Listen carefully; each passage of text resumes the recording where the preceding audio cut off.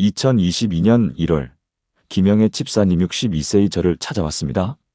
목사님, 저는 40년 동안 새벽 기도를 빠지지 않았어요. 그런데 왜 제 삶은 변하지 않을까요? 눈물을 흘리며 말씀하시는 그분의 모습에 제 마음도 찢어졌습니다. 40년이라는 세월 동안 한결같이 새벽을 깨우며 하나님을 찾으셨는데 왜 변화가 없다고 느끼실까요? 그날 저는 조심스럽게 물었습니다. 집사님, 새벽에 하나님께 무슨 기도를 드리십니까? 그분은 잠시 말문이 막혔습니다. 그리고 천천히 대답하셨습니다. 그냥 습관적으로 드리는 기도요. 자녀들 건강, 남편 사업, 교회 부흥. 매일 똑같은 내용이에요. 그 순간 저는 깨달았습니다. 기도의 양이 아니라 기도의 질이 문제였던 것입니다. 여러분도 혹시 그런 경험 있으시지 않나요? 아침마다 기도는 하는데 무엇을 기도해야 할지 막막하신가요?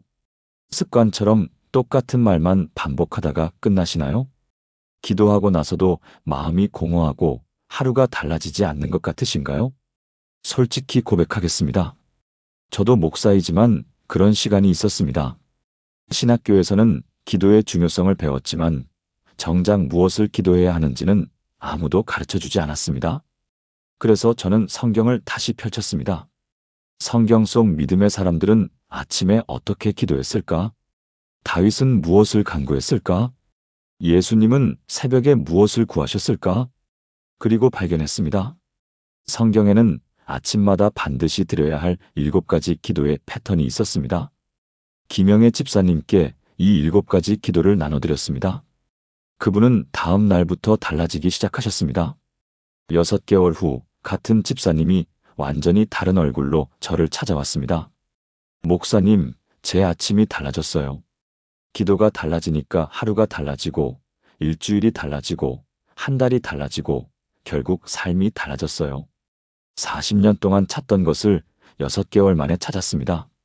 그분의 얼굴에는 평안과 기쁨이 넘쳤습니다.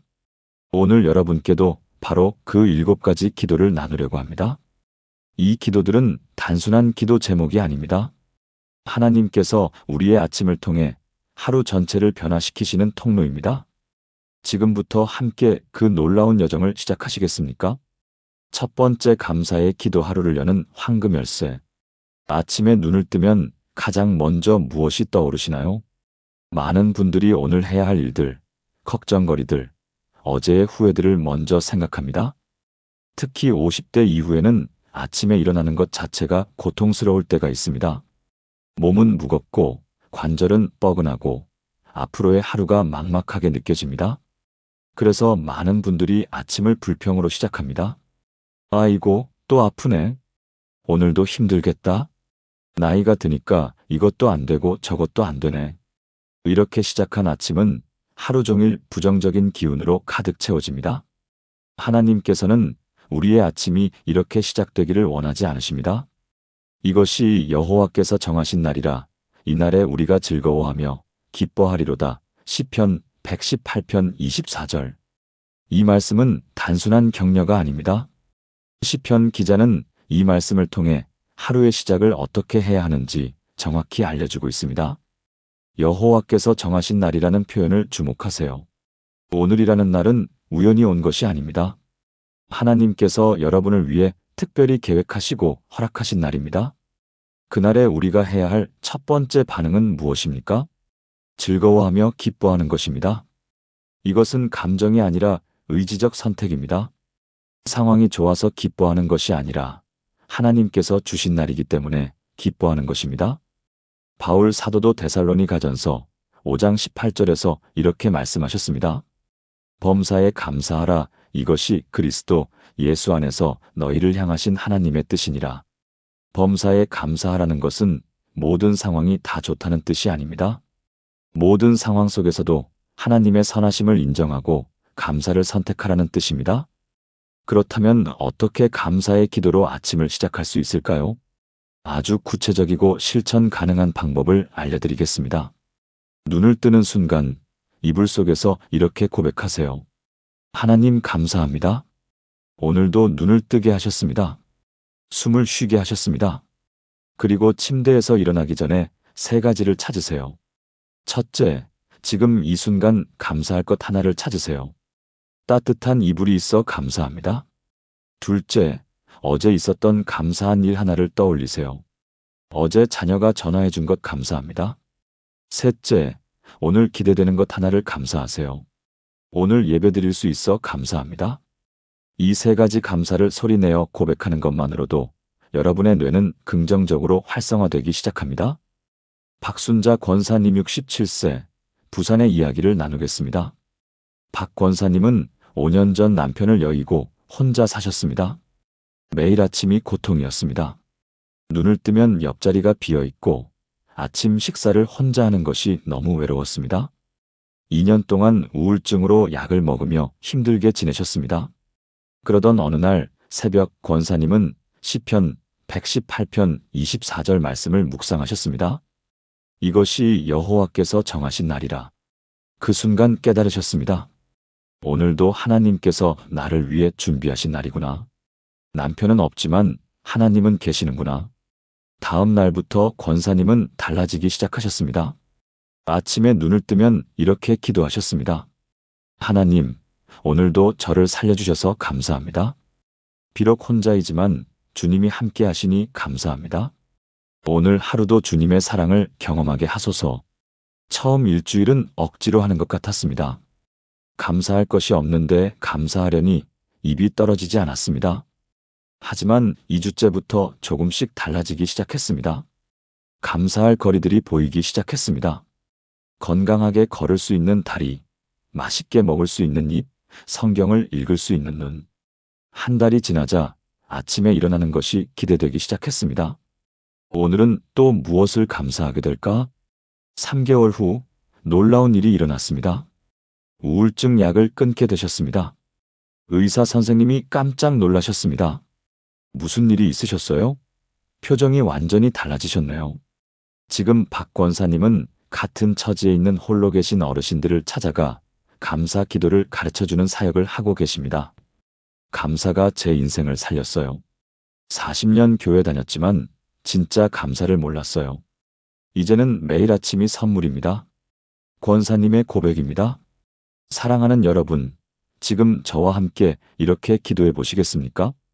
하나님 아버지, 오늘도 저를 깨워주셔서 감사합니다. 이 하루가 우연이 아니라 하나님께서 저를 위해 특별히 정하신 날임을 믿습니다. 비록 몸은 불편하고 마음은 무거워도 주님께서 함께 하시니 감사합니다. 오늘 하루 감사의 눈으로 세상을 바라보게 하시고 범사에 감사하는 마음을 주소서. 제 입술에서 불평 대신 감사가, 원망 대신 찬양이 나오게 하소서. 예수님의 이름으로 기도합니다. 아멘. 이 기도를 매일 아침 첫 번째로 드려보세요. 여러분의 하루가 완전히 달라질 것입니다. 감사로 시작하는 아침은 하나님과의 관계를 회복시킵니다. 감사는 우리를 겸손하게 만들고 겸손은 하나님의 은혜를 받을 수 있는 그릇이 됩니다. 그런데 감사만으로는 부족합니다. 우리는 하나님의 임재를 직접 경험해야 합니다. 그래서 두 번째로 드려야 할 기도가 있습니다.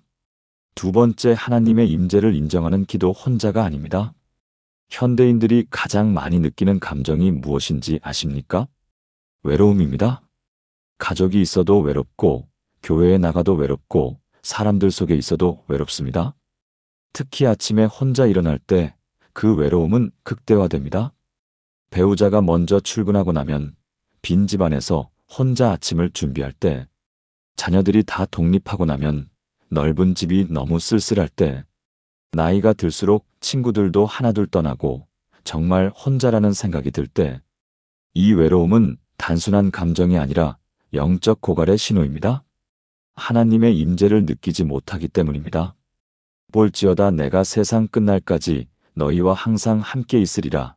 마태복음 28장 20절. 이것은 예수님께서 승천하시기 직전에 제자들에게 하신 마지막 약속입니다. 항상 함께 있으리라는 이 약속은 지금도 유효합니다. 헬라어 원문을 보면 파사스타스 헤메라스라는 표현이 나옵니다. 이것은 모든 날들, 매일매일이라는 뜻입니다.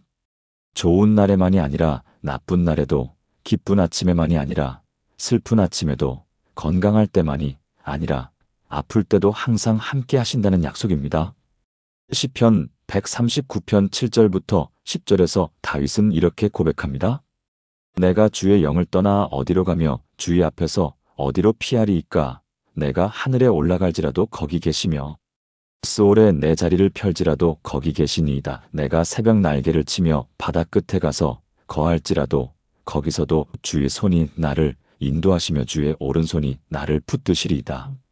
새벽에도 바다 끝에서도 어디에 있든지 하나님은 함께 하십니다. 그렇다면 어떻게 하나님의 임재를 아침마다 경험할 수 있을까요? 눈을 뜬 후 감사 기도를 드렸다면 그 다음에는 이렇게 고백하세요. 주님, 지금 이 방에 주님이 계심을 믿습니다. 저는 혼자가 아닙니다. 그리고 잠시 조용히 눈을 감고 하나님의 임재를 느껴보세요. 숨을 천천히 들이쉬며 주님이 함께 내쉬며 하십니다라고 속으로 고백하세요.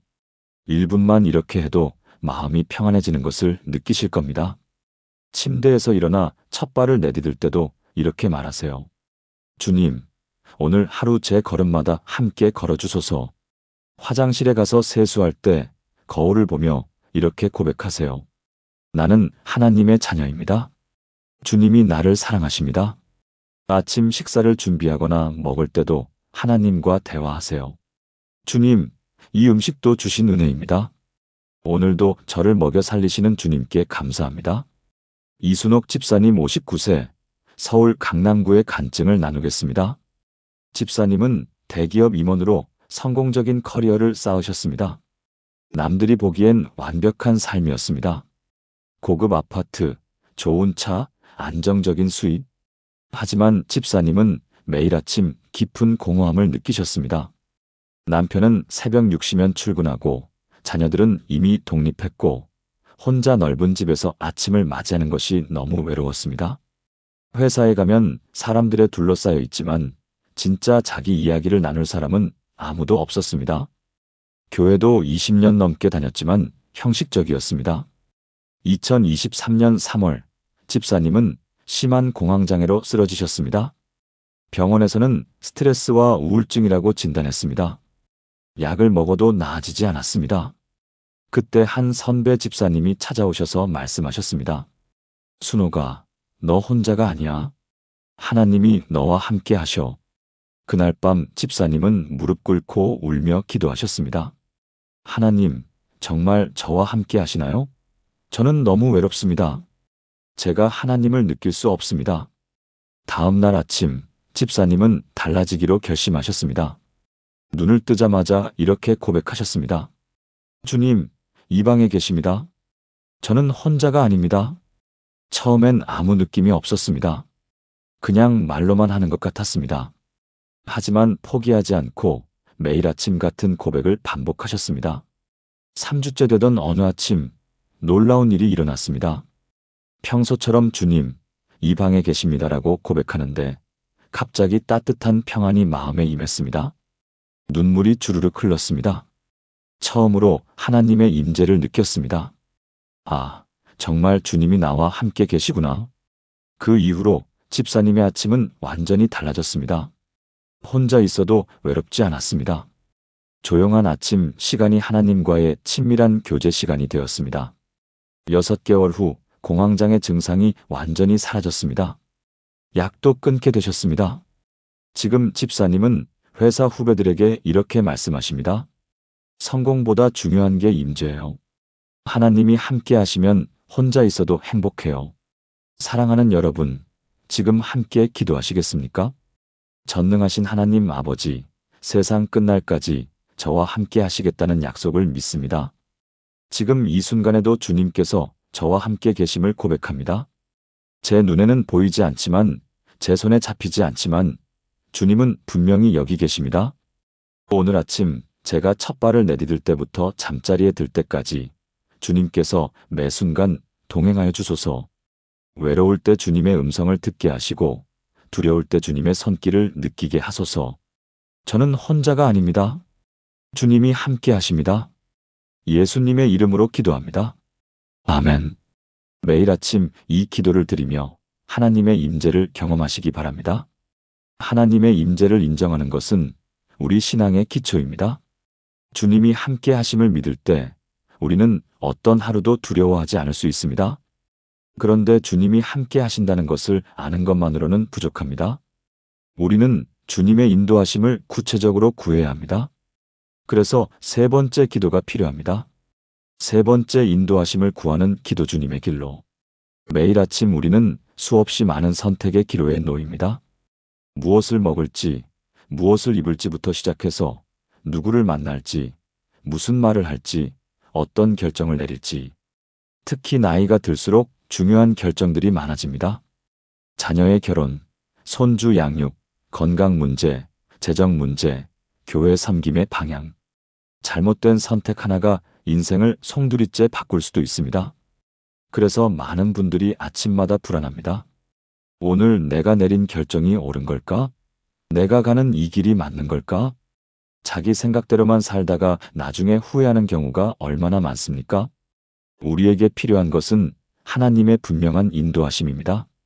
내 행사를 여호와께 맡기라, 그리하면 내가 경영하는 것이 이루어지리라. 잠언 16장 3절. 이 말씀은 히브리어로 꼴 마하세카엘 아도나이인데 직역하면 내 모든 일들을 여호와께 굴려라는 뜻입니다. 마치 무거운 짐을 굴려서 하나님께 넘기듯이 우리의 모든 계획과 결정을 하나님께 온전히 맡기라는 뜻입니다. 그러면 어떻게 됩니까? 내가 경영하는 것이 이루어지리라. 하나님께서 우리의 계획을 이루어 주신다는 약속입니다. 잠언 3장 5절부터 6절도 같은 맥락입니다. 너는 마음을 다하여 여호와를 신뢰하고 내 명철을 의지하지 말라. 너는 범사에 그를 인정하라, 그리하면 내 길을 지도하시리라. 범사에 그를 인정하라는 것은 모든 일에서 하나님의 뜻을 먼저 구하라는 뜻입니다. 우리 생각을 앞세우지 말고 하나님의 뜻을 먼저 구할 때 하나님께서 우리 길을 인도하신다는 약속입니다. 그렇다면 구체적으로 어떻게 하나님의 인도하심을 구할 수 있을까요? 아침 기도 시간에 오늘 하루 일정을 하나님 앞에 펼쳐놓으세요. 주님, 오늘 저는 이런 일정이 있습니다. 이런 만남이 있습니다. 이런 결정을 해야 합니다. 그리고 하나씩 하나님께 맡기는 기도를 드리세요. 이 만남이 주님의 뜻 가운데 이루어지게 하소서. 제 입술을 주관하셔서 주님의 말씀만 하게 하소서. 특별히 중요한 결정이 있다면 더 구체적으로 기도하세요. 주님, 제가 어떻게 해야 할지 모르겠습니다. 주님의 뜻을 보여주소서. 열린 문과 닫힌 문을 분명히 보여주소서. 그리고 하루 종일 하나님의 인도하심에 민감하게 반응하세요. 마음에 평안이 없으면 멈추고 평안이 있으면 나아가세요. 저녁에 하루를 돌아보며 하나님께서 어떻게 인도하셨는지 기록하세요. 이것을 매일 반복하면 점점 하나님의 음성을 잘 분별하게 됩니다. 최광수 장로님 71세, 대전의 이야기를 들려드리겠습니다. 장로님은 40년간 사업을 하시며 성공적으로 회사를 운영하셨습니다. 하지만 대부분의 결정을 자기 판단대로 하셨습니다. 내가 40년 사업했는데 이 정도는 내가 판단할 수 있지. 기도는 형식적으로 하셨습니다. 하나님, 오늘도 사업 잘 되게 하소서 정도였습니다. 2021년 큰 투자 기회가 찾아왔습니다. 중국 시장 진출인데 투자금이 20억이 필요했습니다. 장로님은 자기 판단으로 결정하셨습니다. 기도는 했지만 이미 마음은 정해져 있었습니다. 하나님, 이 사업 축복해 주세요 하고 진행하셨습니다. 1년 후 중국 정부의 정책 변경으로 사업이 완전히 실패했습니다. 20억을 날리고 회사가 부도 위기에 처했습니다. 그때 장로님은 무릎 꿇고 통곡하셨습니다. 하나님, 제가 교만했습니다. 제 생각만 앞세우고 주님의 뜻은 구하지 않았습니다. 용서해 주소서. 그날부터 장로님은 달라지셨습니다. 매일 아침 모든 일정을 하나님 앞에 펼쳐놓고 기도하기 시작하셨습니다. 주님, 오늘 이 미팅을 해야 합니까? 이 계약을 진행해야 합니까? 주님의 뜻을 보여주소서. 처음 한 달은 답답했습니다. 기도하고 기다리느라 일 진행이 느려졌습니다. 하지만 2개월째부터 놀라운 일들이 일어나기 시작했습니다. 기도하고 진행한 일들은 놀랍게 잘 풀렸습니다. 마음에 평안이 없어서 포기한 거래들은 나중에 보니 다 사기였습니다. 하나님이 나를 지키셨구나. 6개월 만에 회사가 회복되기 시작했습니다. 1년 후에는 잃었던 것보다 더 큰 축복을 받으셨습니다. 지금 장로님은 후배 사업가들에게 이렇게 조언하십니다. 사업의 성공 비결은 아침 기도예요. 매일 아침 하나님께 인도를 구하세요. 그러면 하나님이 길을 여십니다. 40년 사업 경험보다 하나님의 인도하심이 더 정확해요. 사랑하는 여러분, 함께 기도하시겠습니까? 사랑하는 하나님 아버지, 제 모든 행사를 주님께 맡깁니다. 오늘 제가 가는 모든 길에서 주님을 인정합니다. 제 명철을 의지하지 않고 주님만 신뢰합니다.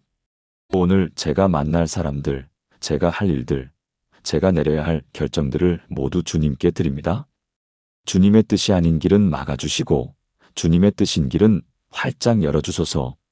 제 발걸음을 인도하시고 제 입술을 주관하시고 제 마음을 다스려 주소서. 주님의 길로만 걷게 하소서. 예수님의 이름으로 기도합니다. 아멘. 이 기도를 매일 아침 드리며 하나님의 인도하심을 경험하시기 바랍니다. 하나님의 인도하심을 구하는 것은 지혜로운 사람의 습관입니다. 우리 힘으로 판단하지 않고 하나님께 맡길 때 하나님께서 가장 좋은 길로 인도하십니다. 하지만 인도만으로는 부족합니다. 우리는 이 험한 세상에서 하나님의 보호하심도 필요합니다. 그래서 4번째 기도가 필수입니다. 4번째 보호를 구하는 기도. 하나님의 울타리. 우리가 사는 세상은 안전하지 않습니다. 아침 뉴스만 켜도 사고 소식, 범죄 소식, 질병 소식으로 가득합니다. 교통사고, 강도, 사기, 질병, 재난. 언제 어디서 무슨 일이 일어날지 아무도 모릅니다.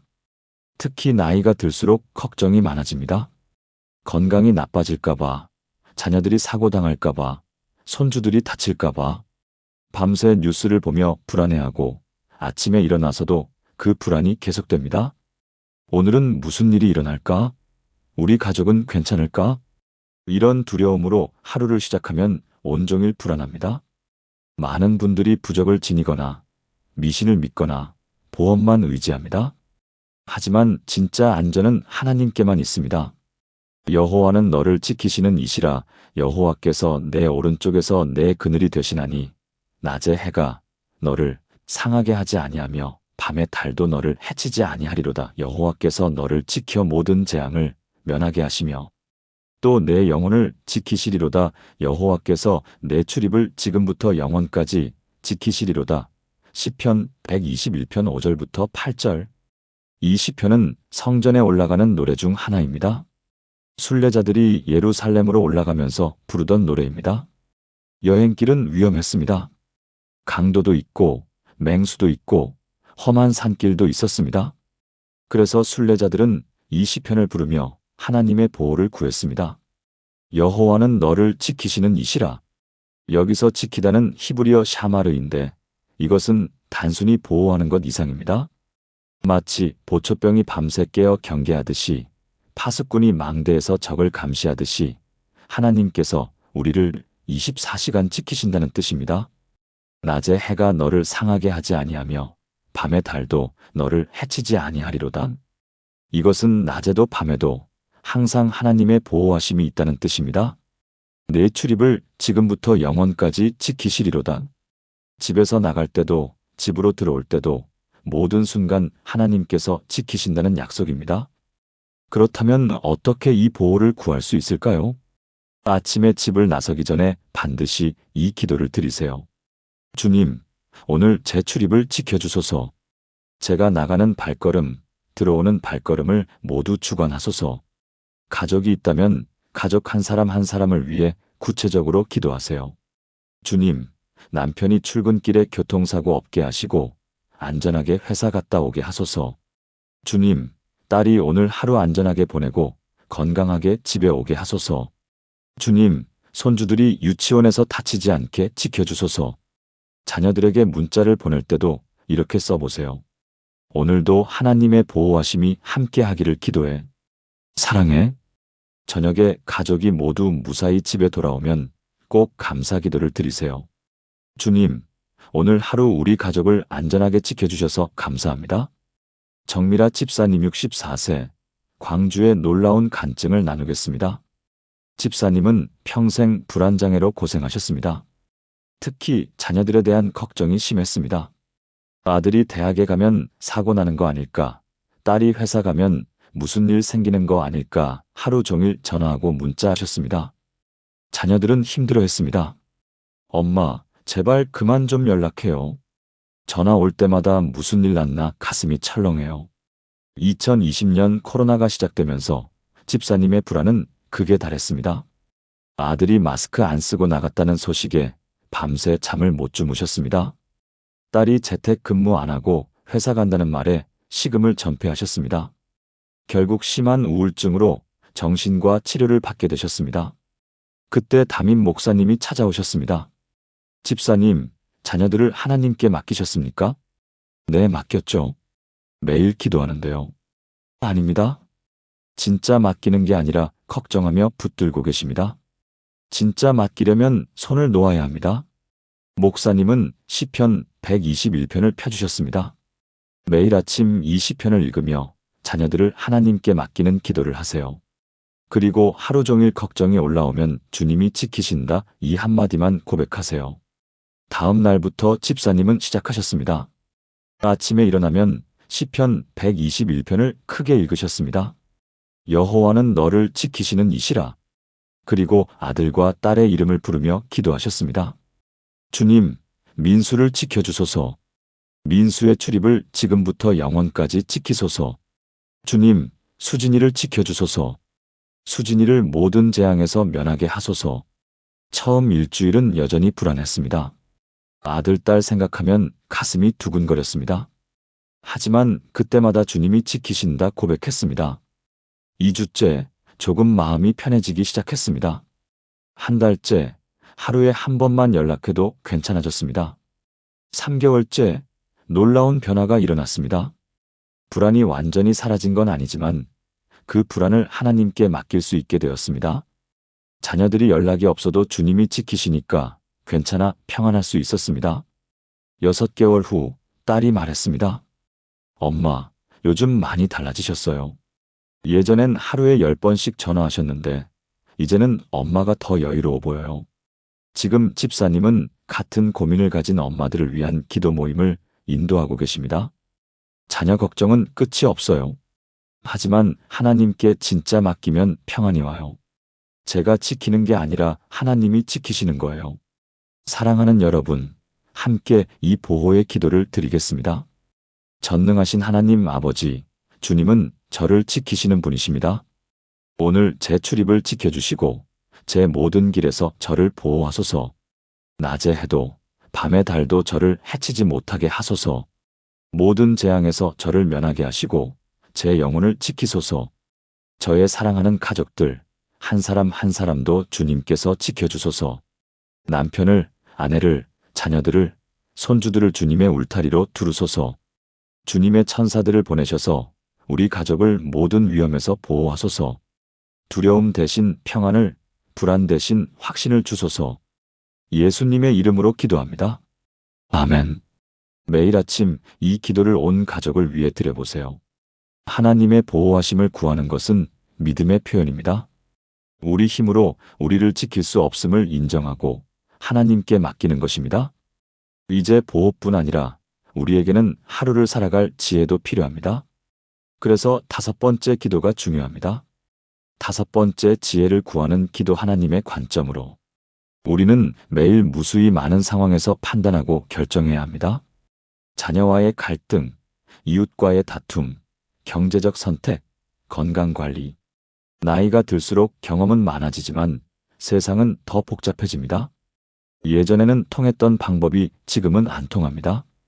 손주들을 어떻게 대해야 할지, 며느리와 어떻게 지내야 할지, 변화하는 세상에 어떻게 적응해야 할지 우리의 경험과 지식만으로는 부족합니다. 많은 분들이 자기 방식대로 행동했다가 관계가 깨지고 오해를 받고 상처를 입습니다. 내가 잘해준 건데 왜 이렇게 되지? 내가 뭘 잘못했지? 우리에게 필요한 것은 세상의 지혜가 아니라 하나님의 지혜입니다. 너희 중에 누구든지 지혜가 부족하거든 모든 사람에게 후히 주시고 꾸짖지 아니하시는 하나님께 구하라. 그리하면 주시리라. 야고보서 1장 5절. 이 말씀은 얼마나 놀라운 약속입니까? 모든 사람에게 후히 주시고 하나님은 지혜를 인색하게 주지 않으십니다. 후하게, 풍성하게, 넉넉하게 주십니다. 꾸짖지 아니하시는 우리가 지혜가 없어서 실수해도 하나님은 꾸짖지 않으십니다. 오히려 부족함을 아는 자에게 더 많이 주십니다. 구하라 그리하면 주시리라. 조건은 단 하나 구하는 것입니다. 구하지 않으면 주실 수 없습니다. 잠언 2장 6절도 같은 말씀을 합니다. 대저 여호와는 지혜를 주시며 지식과 명철을 그 입에서 내심이며 지혜의 근원은 하나님이십니다. 인간의 머리에서 나온 것이 아니라 하나님의 입에서 나옵니다. 솔로몬도 왕이 되었을 때 가장 먼저 구한 것이 지혜였습니다. 하나님은 그 기도를 기뻐하셔서 지혜뿐 아니라 부와 영광까지 주셨습니다. 그렇다면 어떻게 하나님의 지혜를 구할 수 있을까요? 아침 기도 시간에 오늘 하루 예상되는 상황들을 하나님께 아뢰세요. 주님, 오늘 며느리와 대화해야 하는데 어떻게 말해야 할지 모르겠습니다. 지혜를 주소서. 주님, 오늘 중요한 결정을 해야 하는데 어떻게 해야 할지 모르겠습니다. 주님의 관점을 주소서. 구체적으로 무엇이 필요한지 말씀드리세요. 막연히 지혜 주세요가 아니라 이 상황에서 어떻게 반응해야 할지 지혜를 주세요라고 기도하세요. 하루 종일 상황이 생길 때마다 짧게 기도하세요.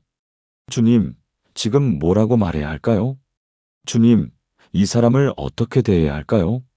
그리고 성경 말씀을 묵상하세요. 하나님의 지혜는 성경 말씀 속에 있습니다.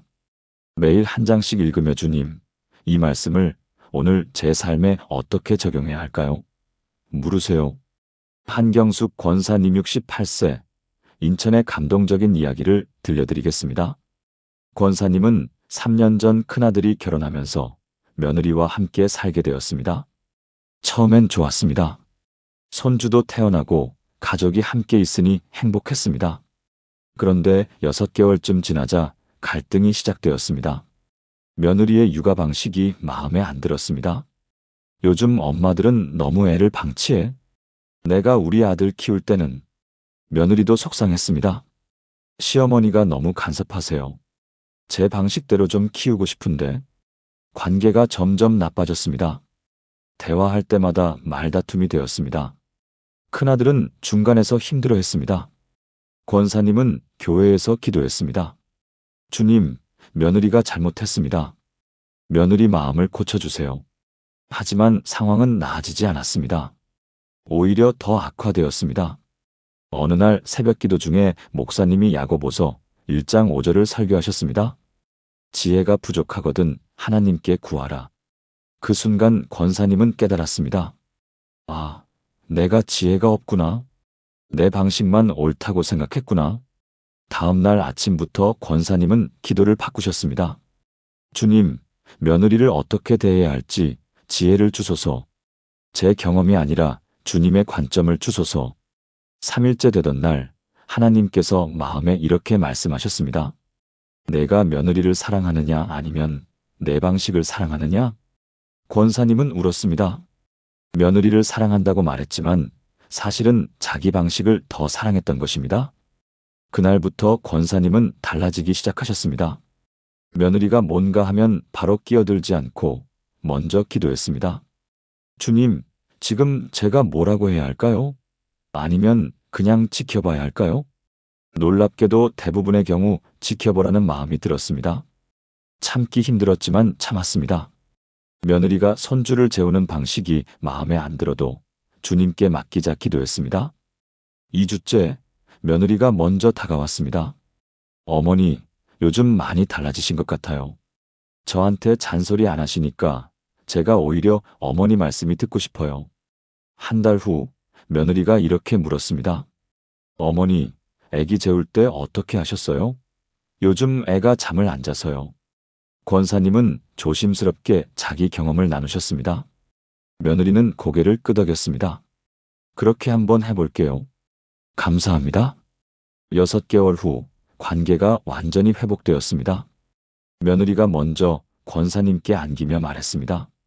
어머니, 세상에서 제일 좋은 시어머니예요. 처음엔 정말 힘들었는데 요즘은 어머니가 너무 좋아요. 지금 권사님은 같은 고민을 가진 시어머니들에게 상담을 해주고 계십니다. 며느리를 바꾸려고 하지 마세요. 하나님께 지혜를 구하세요. 그러면 내가 먼저 바뀌고 그 다음에 관계가 바뀝니다. 사랑하는 여러분, 함께 지혜를 구하는 기도를 드리겠습니다. 지혜의 근원이신 하나님 아버지, 제게 지혜가 부족합니다. 제 경험과 제 지식으로는 이 복잡한 세상을 살아갈 수 없습니다. 주님의 지혜를 후히 부어주소서.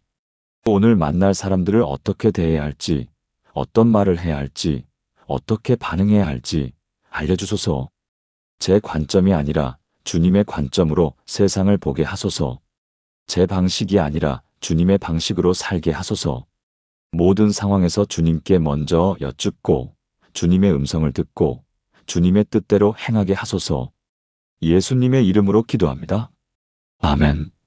매일 아침 이 기도를 드리며 하나님의 지혜를 구하시기 바랍니다. 하나님의 지혜를 구하는 사람은 결코 실패하지 않습니다. 세상의 지혜는 한계가 있지만 하나님의 지혜는 무한합니다. 이제 우리는 나만을 위한 기도에서 벗어나 다른 사람을 위한 기도로 나아가야 합니다. 6번째 기도는 바로 그것입니다. 6번째, 가족과 이웃을 위한 기도, 사랑의 통로. 많은 그리스도인들이 아침 기도 시간에 자기 자신을 위한 기도만 합니다.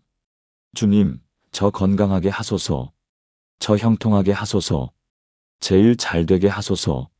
물론 자신을 위한 기도도 필요합니다.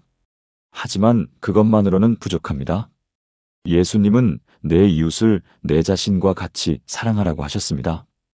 우리가 진정으로 사랑한다면 기도할 것입니다. 하지만 현실은 어떻습니까? 가족을 위해 기도한다고 하면서도 막상 무엇을 기도해야 할지 모릅니다. 우리 자녀들 잘되게 해주세요. 이 정도로 끝납니다.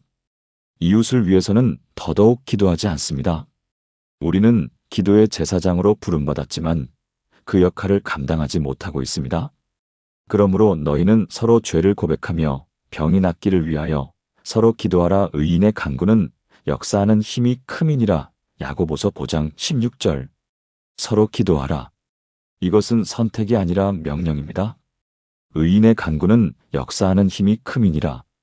우리의 기도에는 능력이 있습니다. 다른 사람을 위한 우리의 기도가 그 사람의 삶을 바꿀 수 있습니다. 디모데전서 2장 1절에서 바울은 이렇게 말합니다. 그러므로 내가 첫째로 권하노니 모든 사람을 위하여 간구와 기도와 도고와 감사를 하되. 첫째로 권하는 것이 무엇입니까? 모든 사람을 위한 기도입니다. 자기 자신을 위한 기도보다 다른 사람을 위한 기도를 먼저 하라는 뜻입니다. 욥기를 보면 욥은 매일 아침 자녀들을 위해 번제를 드렸습니다. 혹시 내 자녀들이 죄를 범하였을까 염려하며 하나님께 기도했습니다. 이것이 영적 부모의 모습입니다. 그렇다면 구체적으로 어떻게 가족과 이웃을 위해 기도할 수 있을까요? 아침 기도 시간에 가족 구성원을 한 명씩 생각하며 기도하세요. 남편 아내를 위해 주님, 오늘 남편이 하는 일에 지혜를 주시고 건강하게 하소서. 자녀들을 위해 주님, 아들이 직장에서 인정받고 하나님의 사람으로 성장하게 하소서. 며느리 사위를 위해 주님, 며느리에게 평안을 주시고 우리 가족과 하나 되게 하소서. 손주들을 위해 주님, 손주들을 지켜주시고 하나님을 사랑하는 아이로 자라게 하소서. 각 사람의 이름을 부르며 구체적인 상황을 놓고 기도하세요. 그리고 이웃으로 범위를 넓히세요. 아픈 교우를 위해, 실직한 이웃을 위해, 어려움에 처한 친구를 위해 매일 한 사람씩이라도 이름을 부르며 기도하세요. 주님, 오늘은 김 집사님을 위해 기도합니다. 병상에서 고통받는 집사님께 치유를 주소서. 이말순 권사님 73세, 수원의 기적 같은 이야기를 나누겠습니다. 권사님은 30년 동안 매일 새벽 기도를 다니셨습니다. 하지만 기도 제목은 항상 똑같았습니다. 주님, 저희 아들 사업 잘 되게 하소서. 딸 시집 잘 보내게 하소서. 저 건강하게 하소서. 30년 동안 같은 기도만 반복하셨습니다. 2019년 권사님은 갑자기 쓰러지셨습니다. 뇌졸중이었습니다. 병원에서 3개월간 입원하셨습니다. 그동안 많은 교우들이 찾아와 권사님을 위해 기도해 주셨습니다. 김 집사님은 매일 아침 권사님을 위해 기도하셨습니다.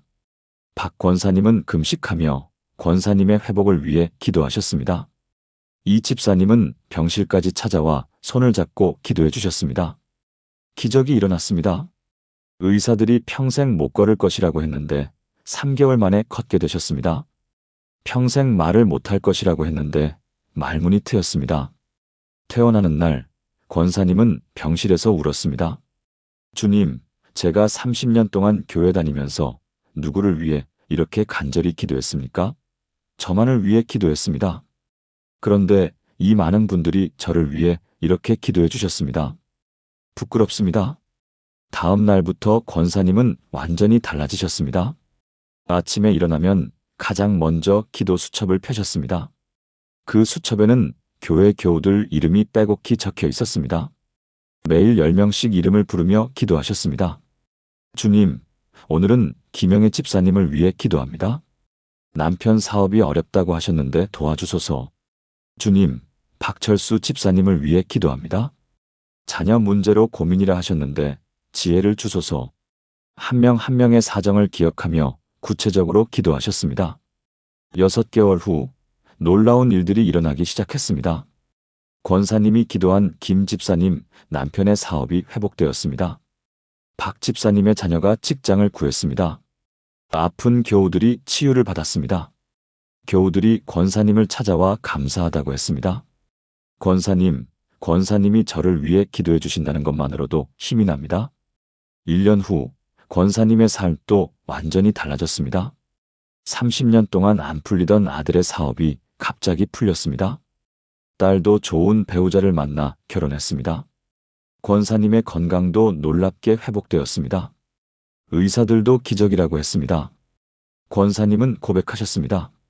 30년 동안 제 것만 달라고 기도할 때는 아무것도 안 되더니 남을 위해 기도하기 시작하니까 제 것까지 다 해결되었어요. 주님의 방법은 참 놀라워요. 지금 권사님은 중보기도 사역자로 교회에서 섬기고 계십니다.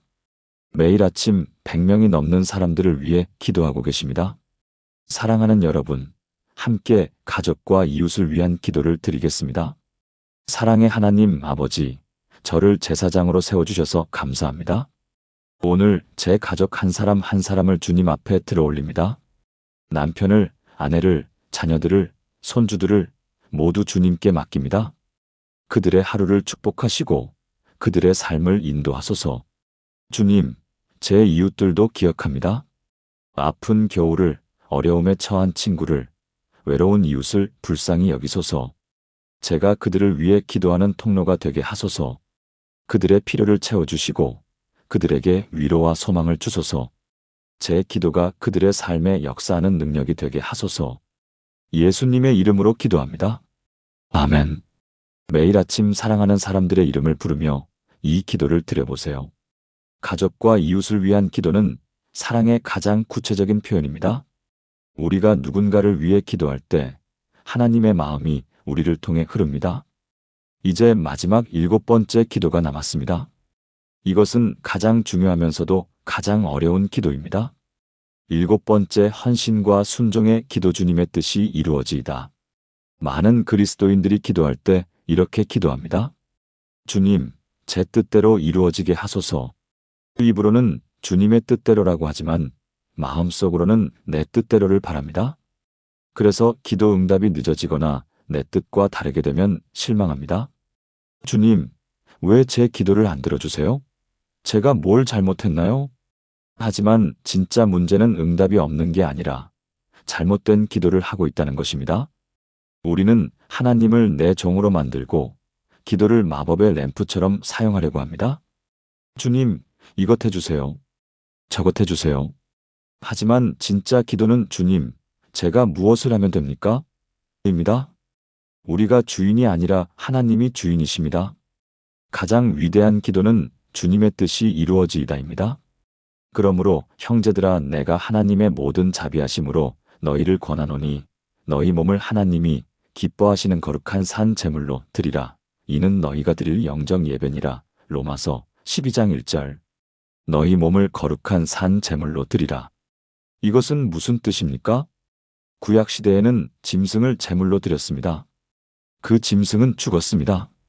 하지만 신약 시대에는 우리 자신을 산 제물로 드립니다. 죽지 않고 살아서 하나님을 위해 쓰임받는 것입니다. 예수님도 겟세마네 동산에서 이렇게 기도하셨습니다. 내 아버지여 만일 할만하시거든 이 잔을 내게서 지나가게 하옵소서. 그러나 나의 원대로 마시옵고 아버지의 원대로 하옵소서. 마태복음 26장 39절. 나의 원대로 마시옵고 아버지의 원대로 하옵소서. 이것이 진정한 순종의 기도입니다. 내 뜻을 내려놓고 하나님의 뜻을 구하는 것입니다. 사도행전 13장 22절에서 하나님은 다윗을 이렇게 평가하셨습니다. 내 마음에 맞는 사람이라 내 뜻을 다 행하리라. 다윗이 완벽한 사람이어서가 아닙니다. 그는 간음도 하고 살인도 저질렀습니다. 하지만 그는 항상 하나님의 뜻을 구했고 자기 잘못을 회개하고 하나님께 순종했습니다. 그래서 내 마음에 맞는 사람이 되었습니다. 그렇다면 어떻게 헌신과 순종의 기도를 드릴 수 있을까요? 매일 아침 하루를 시작하기 전에 이렇게 기도하세요. 주님, 오늘 하루 제 삶의 주인은 주님이십니다. 제가 아닙니다. 주님, 오늘 제가 하려는 모든 일이 주님의 뜻 안에 있기를 원합니다. 주님의 뜻이 제 뜻과 다르다면 제 뜻을 내려놓겠습니다. 구체적으로 오늘의 계획들을 하나님 앞에 내려놓으세요. 주님, 오늘 제가 계획한 것이 주님의 뜻이 아니라면 바꿔주소서. 주님, 제가 가려는 길이 주님의 길이 아니라면 막아주소서. 주님, 제가 만나려는 사람이 주님께서 원하시는 만남이 아니라면 취소해 주소서. 그리고 이렇게 헌신의 기도를 드리세요. 주님, 오늘 제 입술을 사용하소서. 제 손을 사용하소서. 제 발을 사용하소서. 주님의 도구로 써주소서. 하루를 살아가면서 계속 이 고백을 반복하세요. 주님의 뜻이 이루어지이다. 강대훈 장로님 66세, 부산의 놀라운 간증을 나누겠습니다. 장로님은 30대에 작은 건설 회사를 시작하셨습니다. 하나님께 기도하며 사업을 하셨습니다. 주님, 사업 번창하게 하소서. 큰 건물 짓게 하소서. 하나님께서 응답하셨습니다. 회사가 점점 커졌습니다. 10년 만에 중견 건설사로 성장했습니다. 장로님은 감사했습니다. 하지만 점점 교만해지기 시작했습니다. 내가 열심히 일한 결과야. 하나님이 도우신 것도 있지만 내 능력도 있지. 교회 직분도 장로가 되었지만 사업이 더 중요해졌습니다. 주일에도 공사 현장을 가는 일이 많아졌습니다. 주님도 이해하실 거야. 나중에 많이 헌금하면 되지. 2018년 큰 프로젝트를 수주하셨습니다. 1,000억 규모의 아파트 건설이었습니다. 성공하면 회사가 대기업으로 성장할 수 있었습니다. 장로님은 기도했습니다.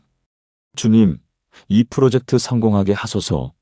그런데 기도 중에 이상한 마음이 들었습니다. 이 프로젝트를 하지 마라. 장로님은 놀랐습니다. 이게 무슨 소리지? 주님이 말씀하시는 건가? 아니야, 내 착각이야. 다시 기도했습니다. 주님, 이 프로젝트는 제 인생 최대의 기회입니다. 축복해 주세요. 또다시 같은 마음이 들었습니다. 하지 마라. 이것은 내 뜻이 아니다. 장로님은 고민에 빠졌습니다. 며칠 동안 잠을 못 이루셨습니다. 새벽 기도 때 울며 기도하셨습니다. 주님, 정말 이 프로젝트를 하지 말라는 겁니까? 이것은 제 인생이 걸린 문제입니다. 그날 말씀 묵상 중에 마태복음 26장 39절이 눈에 들어왔습니다. 나의 원대로 마시옵고 아버지의 원대로 하옵소서. 장로님은 무릎 꿇었습니다. 주님, 제 뜻을 내려놓겠습니다. 주님의 뜻대로 하겠습니다. 다음 날 프로젝트를 포기한다고 발표하셨습니다. 직원들이 반발했습니다. 사장님 미쳤습니까? 이 기회를 왜 포기합니까? 아내도 이해하지 못했습니다. 여보, 무슨 생각이에요? 우리 회사 미래가 걸린 문제때. 장로님은 그저 하나님의 뜻이라고만 말씀하셨습니다. 3개월 후 놀라운 일이 일어났습니다. 그 프로젝트를 수주한 경쟁사가 부도가 났습니다. 땅 주인이 사기꾼이었던 것입니다. 계약금을 받아먹고 도망갔습니다. 그 회사는 천억 손해를 보고 파산했습니다. 장로님은 떨었습니다. 주님, 저를 구해주셨습니다. 제가 제 뜻대로 했다면 저도 파산했을 겁니다. 그날 이후 장로님은 완전히 달라지셨습니다. 매일 아침 이렇게 기도하기 시작하셨습니다. 주님, 오늘 하루 주님의 뜻대로만 살겠습니다. 제 뜻은 내려놓겠습니다. 모든 사업 결정 전에 먼저 기도하셨습니다. 마음에 평안이 없으면 아무리 좋은 기회도 포기하셨습니다. 마음에 평안이 있으면 어려워 보여도 나아가셨습니다. 5년이 지난 지금 회사는 처음보다 더 크게 성장했습니다. 하지만 더 중요한 것은 장로님의 삶이 달라졌다는 것입니다. 사업보다 하나님이 먼저가 되었습니다. 돈보다 순종이 더 중요해졌습니다. 장로님은 지금 젊은 사업가들에게 이렇게 조언하십니다. 성공의 비결은 순종입니다. 하나님의 뜻에 순종하면 하나님이 책임지십니다. 내 뜻대로 하면 내가 책임져야 하지만 주님의 뜻대로 하면 주님이 책임지십니다. 매일 아침 주님께 헌신하세요. 그것이 가장 안전한 길입니다. 사랑하는 여러분, 마지막으로 헌신과 순종의 기도를 함께 드리겠습니다. 거룩하신 하나님 아버지, 오늘 제 삶을 산 제물로 드립니다. 제 몸을, 제 마음을, 제 시간을, 제 재물을 모두 주님께 드립니다. 오늘 하루 제 삶의 주인은 제가 아니라 주님이십니다. 제 뜻이 아니라 주님의 뜻이 이루어지기를 원합니다. 제 계획보다 주님의 계획이 우선입니다. 제 생각보다 주님의 생각이 높습니다. 주님, 오늘 저를 사용하소서. 제 입술로 주님의 말씀을 전하게 하시고, 제 손으로 주님의 일을 하게 하시고, 제 발로 주님의 길을 걷게 하소서. 제 뜻과 주님의 뜻이 다를 때, 제 뜻을 내려놓고 주님의 뜻에 순종하는 은혜를 주소서. 주님의 뜻이 제 삶에, 제 가정에, 제 교회에, 이 땅에 이루어지이다. 예수님의 이름으로 기도합니다. 아멘. 매일 아침 이 기도로 하루를 주님께 드리시기 바랍니다. 헌신과 순종의 기도는 가장 어렵지만 가장 복된 기도입니다. 내 뜻을 내려놓는 것은 고통스럽지만 그때 하나님의 뜻이 이루어집니다. 여러분도 매일 아침 이 7가지 기도를 드린다면 여러분의 삶은 완전히 달라질 것입니다. 이제 이 모든 기도를 하나로 묶는 통합 기도문을 함께 드리겠습니다. 지금까지 나눈 7가지 기도를 하나의 기도로 드리겠습니다. 함께 기도하시겠습니까? 전능하신 하나님 아버지, 오늘도 저를 깨워주시고 이 새로운 하루를 허락하신 것을 감사드립니다.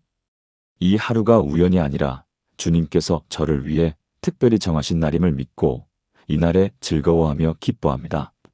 주님, 지금 이 순간에도 주님께서 저와 함께 계심을 고백합니다. 세상 끝날까지 저와 함께 하시겠다는 약속을 붙잡습니다. 저는 혼자가 아닙니다. 주님이 항상 함께 하십니다. 오늘 하루 제 모든 행사를 주님께 맡깁니다. 제가 가는 모든 길에서 주님을 인정하며 주님의 인도하심을 구합니다. 제 명철을 의지하지 않고 범사의 주님께 여쭙고 주님의 뜻대로 행하겠습니다. 주님, 오늘 저와 제 가족을 모든 재앙에서 지켜주소서. 제 출입을 지금부터 영원까지 지키시고 낮에 해도 밤에 달도 저를 해치지 못하게 하소서. 주님의 천사들을 보내셔서 우리 가족을 안전하게 보호하소서. 주님, 제게 지혜를 주소서. 제 경험과 지식으로는 이 세상을 살 수 없습니다. 오늘 만날 사람들을 어떻게 대해야 할지, 무슨 말을 해야 할지, 어떻게 행동해야 할지 주님의 지혜를 부어주소서. 주님, 제 가족 한 사람 한 사람을 축복하소서. 남편을, 아내를, 자녀들을, 손주들을 모두 주님의 은혜 가운데 두소서. 제 이웃들, 아픈 교우들, 어려움에 처한 친구들도 불쌍히 여기시고 도와주소서. 제 기도가 그들의 삶에 역사하는 능력이 되게 하소서. 주님, 오늘 하루 제 삶을 산 제물로 드립니다. 제 뜻이 아니라 주님의 뜻이 이루어지기를 원합니다. 제 계획보다 주님의 계획을, 제 생각보다 주님의 생각을 우선합니다. 오늘 저를 주님의 도구로 사용하소서. 제 입술로 주님의 말씀을, 제 손으로 주님의 일을, 제 발로 주님의 길을 가게 하소서. 주님의 뜻이 제 삶에, 제 가정에, 제 교회에, 이 땅에 이루어지이다. 이 모든 기도를 우리 주 예수 그리스도의 이름으로 드립니다. 아멘. 사랑하는 여러분, 지금까지 아침에 깨어나자마자 하나님께 반드시 드려야 하는 7가지 기도를 나누었습니다. 다시 한번 정리하겠습니다. 첫 번째, 감사의 기도. 하루를 여는 황금 열쇠입니다. 눈을 뜬 것, 숨을 쉬는 것, 오늘이라는 날을 주신 것에 감사하세요. 두 번째, 하나님의 임재를 인정하는 기도. 여러분은 혼자가 아닙니다. 주님이 지금 이 순간에도 함께 하심을 믿고 고백하세요. 세 번째, 인도하심을 구하는 기도. 내 생각이 아니라 주님의 뜻을 구하세요. 주님께서 가장 좋은 길로 인도하실 것입니다. 네 번째, 보호를 구하는 기도. 하나님의 울타리를 구하세요. 주님께서 여러분과 가족을 모든 재앙에서 지키실 것입니다. 다섯 번째, 지혜를 구하는 기도. 세상의 지혜가 아니라 하나님의 지혜를 구하세요. 주님의 관점으로 세상을 보게 될 것입니다. 여섯 번째, 가족과 이웃을 위한 기도. 나만을 위한 기도를 넘어서세요. 사랑하는 사람들의 이름을 부르며 중보하세요. 일곱 번째, 헌신과 순종의 기도. 내 뜻을 내려놓고 주님의 뜻을 구하세요. 주님께 온전히 헌신할 때 진정한 자유가 옵니다. 이 7가지 기도는 단순한 기도 목록이 아닙니다. 이것은 하나님과의 관계를 회복하고 하루를 주님과 함께 시작하는 영적 훈련입니다. 처음에는 어색하고 시간이 오래 걸릴 수 있습니다. 하지만 매일 반복하다 보면 자연스러워집니다. 그리고 여러분의 아침이, 하루가, 삶이 완전히 달라지는 것을 경험하게 될 것입니다. 김영애 집사님처럼, 박순자 권사님처럼, 이순옥 집사님처럼, 최강수 장로님처럼, 정미라 집사님처럼, 한경숙 권사님처럼, 이말순 권사님처럼, 강대훈 장로님처럼 그분들도 여러분과 똑같은 사람들이었습니다. 하지만 아침 기도가 달라지니까 삶이 달라졌습니다. 여러분도 할 수 있습니다.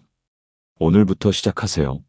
내일 아침 눈을 뜨는 순간부터 이 7가지 기도를 드리세요. 그리고 댓글로 실천합니다라고 다짐해 주세요. 여러분의 고백이 다른 분들에게도 큰 격려가 될 것입니다. 이 영상이 도움이 되셨다면 좋아요를 눌러주시고 더 많은 분들이 함께 은혜 받을 수 있도록 공유해 주시기 바랍니다. 구독과 알림 설정도 부탁드립니다. 사랑하는 여러분, 하나님께서 여러분의 아침을 축복하시고 여러분의 하루를 인도하시고 여러분의 삶을 변화시키실 줄 믿습니다.